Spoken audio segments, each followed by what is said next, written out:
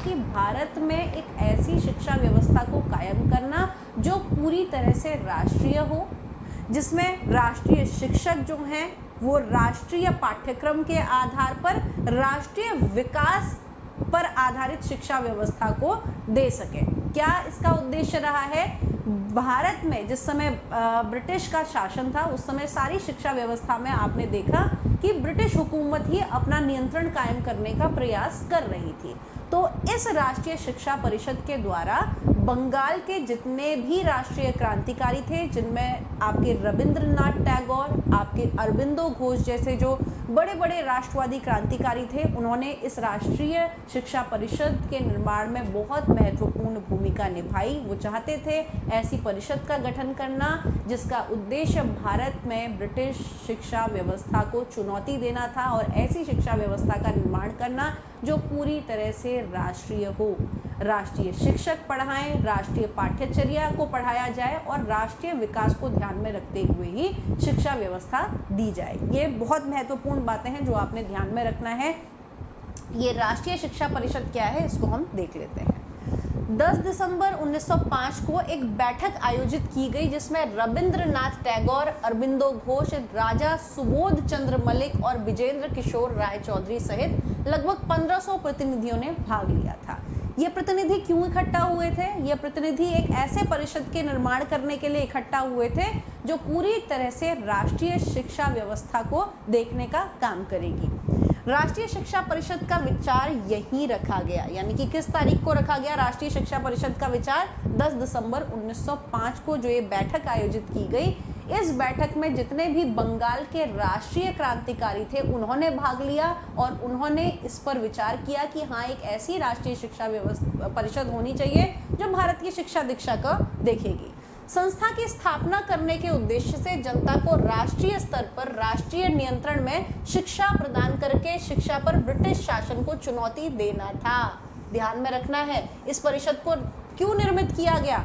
भारतीय शिक्षा व्यवस्था में जो ब्रिटिश अधिपत्य छाया हुआ है, ब्रिटिश शासन व्यवस्था का नियंत्रण छाया हुआ है, उस ब्रिटिश शासन व्यवस्था के नियंत्रण को चुनौती देना था इस शिक्षा परिषद का उद्देश्य। अपने शुरुआती दिनों में यह संगठन उस समय बंगाल की उदीयमान क्रांतिकारी राष्ट्रवादियों से गहन रूप से जुड़ा हुआ था, यानी कि जितने भी मेंबर जुड़े हुए थे इस राष्ट्रीय शिक्षा परिषद से वो बंगाल के राष्ट्रीय क्रांतिकारी थे। ठीक है, जैसे आपने ये बहुत प्रसिद्ध नाम सुना है रविंद्रनाथ टैगोर का और साथ में अरबिंदो घोष का, तो ऐसे ही और भी अन्य क्रांतिकारी आपके इस राष्ट्रीय परिषद के गठन से, राष्ट्रीय शिक्षा परिषद के गठन से जुड़े हुए थे। राष्ट्रीय शिक्षा परिषद याद रखना है 11 मार्च 1906 को इसका क्या हुआ था? इनॉग्रेशन हुआ था, इसका उद्घाटन हुआ था। ठीक है, कब हुआ था? 11 मार्च 1906 को। और 10 दिसंबर 1905 को जितने भी बंगाल के क्रांतिकारी थे उनके मन में एक उन्होंने सभा बनाई और उनके मन में ये विचार आया कि हमें एक राष्ट्रीय शिक्षा परिषद को गठित करना है। गठित करने का विचार आया और उसके बाद 11 मार्च 1906 को इसका इनॉग्रेशन, इसका उद्घाटन कर दिया गया। ठीक है, इसका मुख्य उद्देश्य था राष्ट्रीय स्तर पर यानी समस्त भारत के स्तर पर राष्ट्रीय नियंत्रण यानी कि सारे भारतीयों का नियंत्रण उस पे हो, भारतीय लोगों का नियंत्रण उस पे हो और भारतीयों के नियंत्रण पर आधारित शिक्षा जो है वो प्रदान की जाए। शिक्षक भी राष्ट्रीय हो, यानी कि जितने भी भारतीय हैं भारतीय ही शिक्षक हों। पाठ्यक्रम भी राष्ट्रीय होना चाहिए। राष्ट्रीय पाठ्यक्रम से क्या तात्पर्य है? आपने प्राच्य और पाश्चात्य विवाद पढ़ा था। राष्ट्रीय पाठ्यक्रम से क्या तात्पर्य है?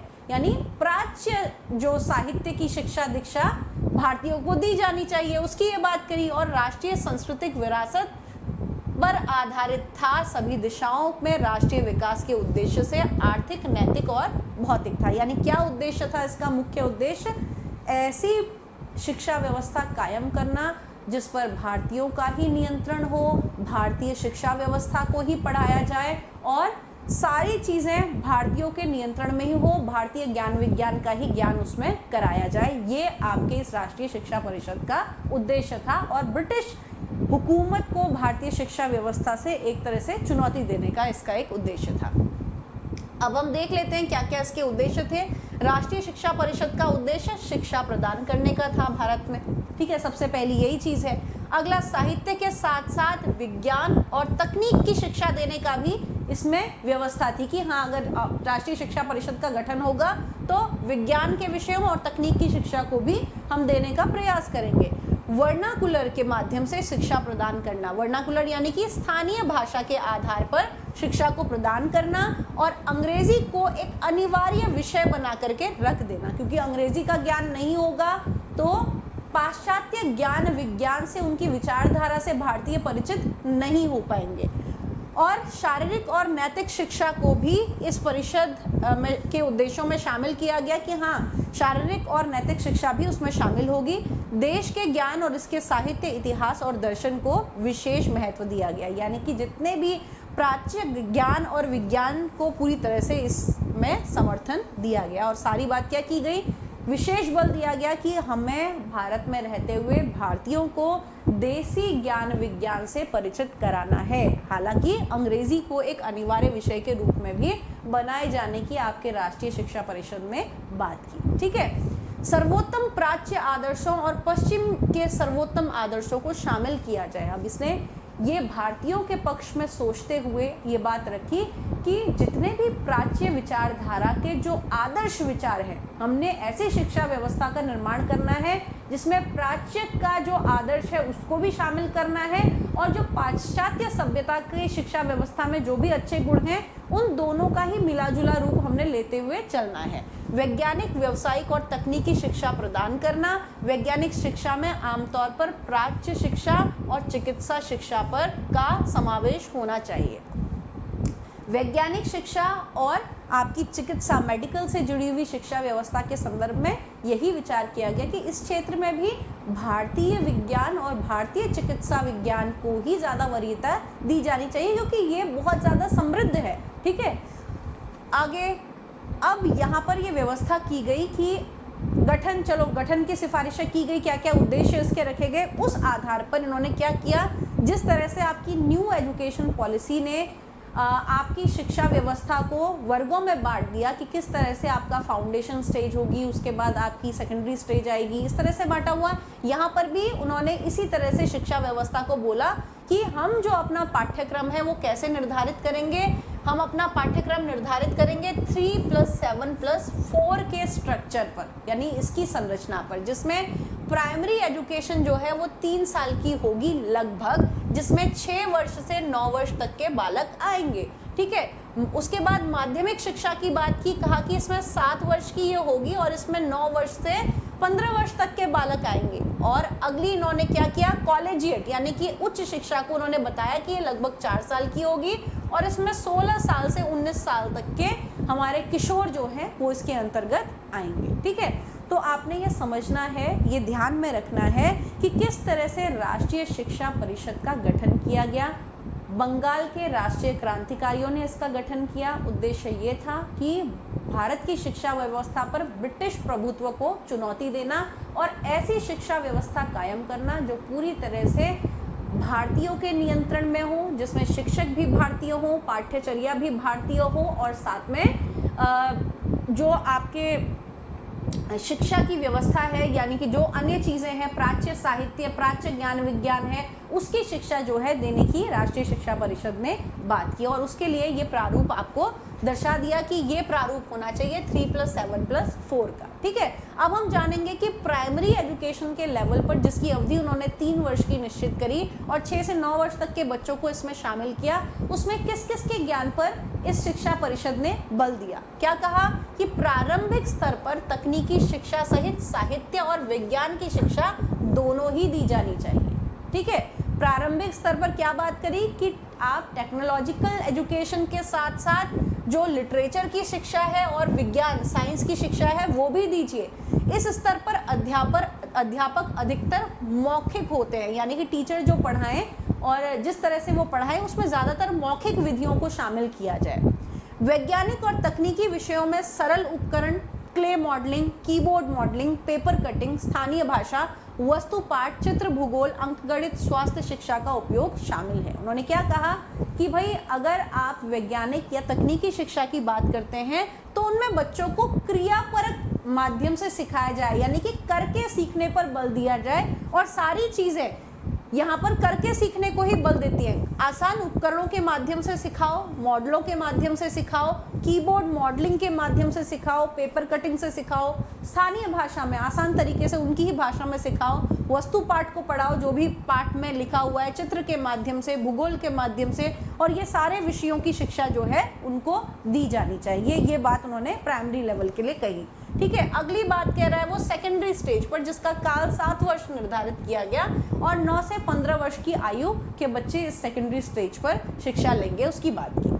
अब सेकेंडरी स्टेज पर उन्होंने क्या कहा कि साहित्यिक और वैज्ञानिक शिक्षा जो है वो प्रदान की जानी चाहिए। ये शिक्षा कैसी होनी चाहिए? थ्योरेटिकल के साथ साथ प्रैक्टिकल भी होनी चाहिए, यानी सैद्धांतिक ज्ञान भी बच्चों को दिया जाए और साथ में व्यवहारिक शिक्षा भी बच्चों को दी जाए। ठीक है, अगली चीज क्या कह रहे हैं, इस स्तर पर शिक्षा वास्तव में त्रिआयामी यानी उसके 3 पहलू होने चाहिए। सेकेंडरी स्टेज पर त्रिआयामी शिक्षा से क्या तात्पर्य है कि उसमें साहित्य का ज्ञान भी कराया जाए बालकों को, वैज्ञानिक ज्ञान भी कराया जाए और तकनीकी ज्ञान भी कराया जाए। ठीक है, और इन सभी का मिला जुला करके एक पाठ्यक्रम बच्चों के लिए सेकेंडरी स्टेज पर तैयार किया जाए।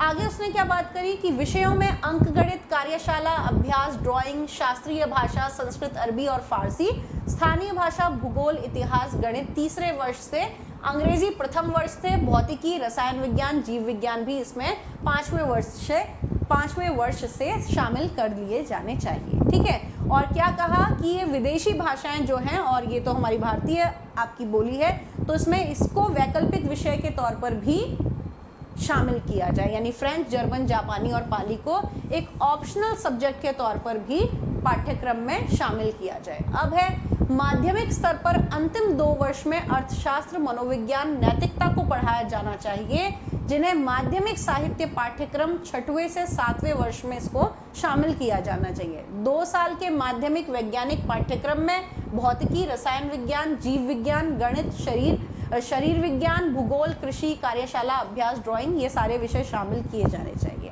2 साल के secondary technical course physics, chemistry, mathematics, drawing, machine drawing, mechanics, hand and machine tools, pattern making, fitting, training, brass modelling आदि शामिल होने चाहिए। ये तो था, उन्होंने सेकेंडरी स्टेज पर ये सारी सूची दी कि कौन कौन से विषय जो है वो सेकेंडरी स्टेज पर पढ़ाए जाने चाहिए। ठीक है, अब उन्होंने ये सूची ये प्रदर्शित की है कि हाँ, कॉलेज लेवल पर जो कि 4 वर्ष का जिसका काल था, 16 से 19 वर्ष तक के किशोर इसमें शामिल होंगे। यहाँ पर कौन कौन सी चीज़ों की शिक्षा दी जानी चाहिए। सेकेंडरी स्टेज पर भी ये बात कही थी कि सैद्धांतिक के साथ साथ शिक्षा व्यवहारिक होनी चाहिए। अब कॉलेज लेवल पर भी उन्होंने ये बात करी कि शिक्षा जो है वो सैद्धांतिक और व्यवहारिक दोनों होनी चाहिए। ठीक है, और क्या कहा कि साहित्यिक पाठ्यक्रम में भारतीय भाषाओं, अंग्रेजी भाषाओं और साहित्य, तुलनात्मक दर्शन, इतिहास, अर्थशास्त्र, राजनीतिक विज्ञान, दर्शन शास्त्र, तुलनात्मक धर्म आदि को शामिल किया जाना चाहिए। ये सारे विषय जो है वो उच्च शिक्षा के स्तर पर शामिल किए जाने चाहिए। और वैज्ञानिक तकनीकी पाठ्यक्रम में सैद्धांतिक और व्यवहारिक दोनों विषय जो है वो शामिल किए जाने चाहिए, जैसे शुद्ध गणित, मिश्रित गणित, तकनीकी, रसायन विज्ञान, कृषि, खनन, चिकित्सा इंजीनियरिंग, शैक्षिक विज्ञान, वनस्पति विज्ञान आदि। इन विषयों को उच्च तकनीकी शिक्षा के लिए पढ़ाया जाता है, जिसके अनुसार बंगाल नेशनल कॉलेज में 15 अगस्त 1908 को ये कक्षाएं खोली गई। यानी कि बंगाल के स्तर पर, क्योंकि बंगाल के राष्ट्रवादी क्रांतिकारियों ने ही इसके गठन में महत्वपूर्ण भूमिका निभाई थी, तो बंगाल में 15 अगस्त 1908 को इस तरीके की शिक्षा व्यवस्था कर भी दी गई। तो ये था आपका राष्ट्रीय शिक्षा परिषद, जो कि 1905 में इसकी एक पृष्ठभूमि तैयार की गई थी। ये आपने ध्यान रखना है, 10 दिसंबर 1905 में आपके राष्ट्रीय शिक्षा परिषद के निर्माण के लिए बंगाल के राष्ट्रवादी क्रांतिकारियों ने एक पृष्ठभूमि तैयार की। मेन चीज़ें जो हैं उसको मैं आपको एक यहाँ पर समरी दे रही हूँ कि क्या क्या चीज़ें इसमें से आ सकती हैं। ठीक है, तो ये आपने याद रखना है कि इनकी एक पृष्ठभूमि तैयार की गई थी। किस उद्देश्य से राष्ट्रीय शिक्षा परिषद को गठित किया गया था कि ब्रिटिश शिक्षा व्यवस्था को चुनौती देना है, जो भारत में स्थापित है पूरी तरह से, जिसमें भारतीय शिक्षा व्यवस्था पर ब्रिटिश का नियंत्रण कायम है, उसको जो है वो चुनौती देंगे। कैसे चुनौती देंगे? हम राष्ट्रीय शिक्षा की व्यवस्था करेंगे जिसमें सारी चीज़ें जो हैं शिक्षा व्यवस्था के क्षेत्र में वो भारतीयों के नियंत्रण में होगी और भारतीय शिक्षा व्यवस्था पर आधारित होगी। शिक्षक राष्ट्रीय होंगे, राष्ट्रीय पाठ्यक्रम होगा और राष्ट्रीय विकास को बढ़ाने वाला पाठ्यक्रम जो है वो होना चाहिए। ये थी आपकी मेन बातें जो राष्ट्रीय शिक्षा परिषद ने कही थी। अब हम आगे पढ़ने जा रहे हैं 1913 का शैक्षिक नीति पर संकल्प।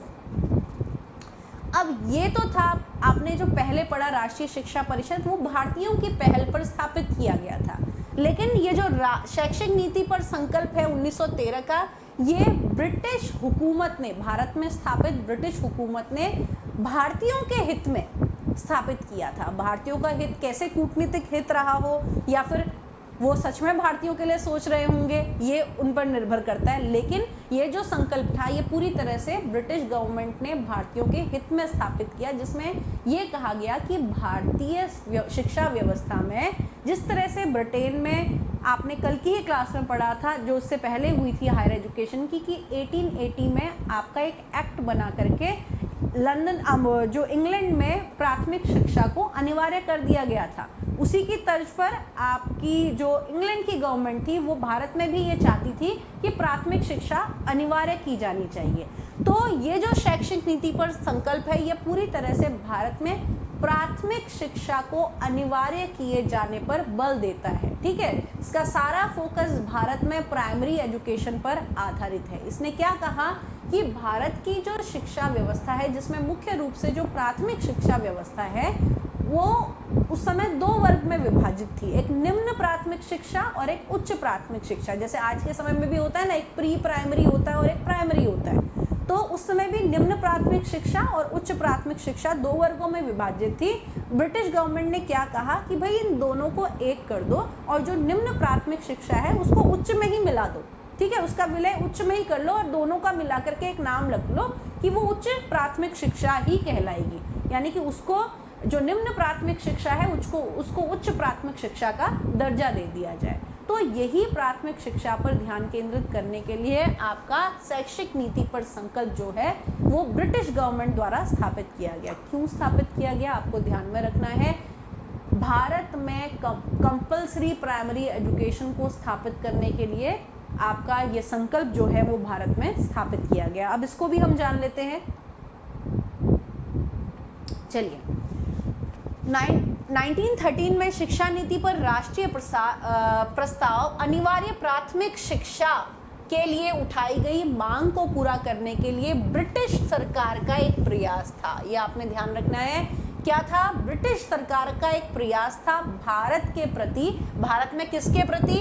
अनिवार्य प्राथमिक शिक्षा के प्रति ब्रिटिश गवर्नमेंट का एक प्रयास था। अब हम देखेंगे कि ये जो शिक्षा की नीति 1913 में जो आई, जिसे हम सरकारी संकल्प कहते हैं, इसके मुख्य प्रावधान क्या थे। ठीक है, सबसे पहले क्या कहा गया? निम्न प्राथमिक विद्यालयों को पर्याप्त विस्तार होना चाहिए जहां बच्चों को शिक्षा के साथ साथ ड्राइंग, गांव के नक्शे का ज्ञान, प्रकृति का अध्ययन और शारीरिक व्यायाम सिखाया जाना चाहिए। क्या कह रहे हैं? बच्चे को निम्न प्राथमिक स्तर पर जो है वो ये सारी चीज़ें, ये सारी क्रियाएं जो हैं, इसमें भी यहाँ पर एक्टिविटी बेस्ड लर्निंग ही बात की गई है कि बच्चे को प्राइमरी लेवल तक ये सारी चीज़ें सिखाइए। ड्राइंग, गांव का नक्शे का ज्ञान करा दो या प्रकृति का अध्ययन करा दो, अपने आसपास की यानी कि पर्यावरण की शिक्षा पर ज़्यादा फोकस किया। ठीक है, अगली चीज़ क्या कही?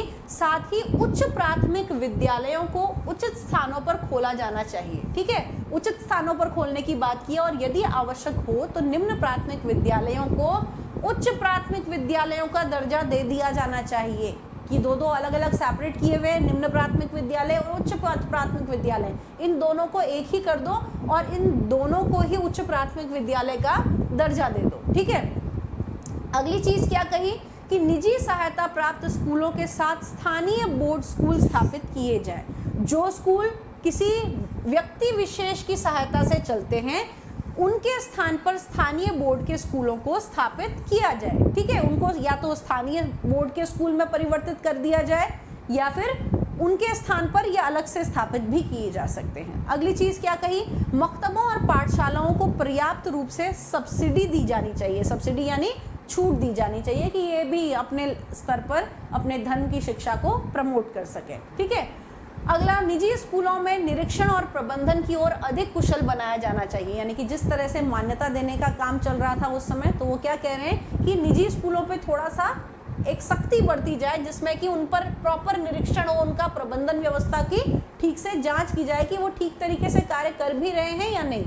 अब यहाँ पे बहुत अच्छी बात की है, इससे आपको एक नई चीज़ के बारे में एक अवगत होगा।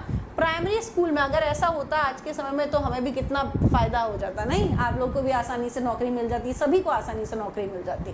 प्राथमिक विद्यालयों में जो शिक्षकों की तैनाती हो रही है, उसके लिए क्या क्वालिफिकेशन डिसाइड की गई कि भाई जो प्राथमिक स्तर 5वीं तक की जो शिक्षा होती थी, उनके लिए जो टीचर नियुक्त किए जाए, उनको माध्यमिक स्तर उन्होंने पास किया हुआ होना चाहिए। यानी कि उन्होंने सेकेंडरी एजुकेशन जो है वो ली हुई होनी चाहिए।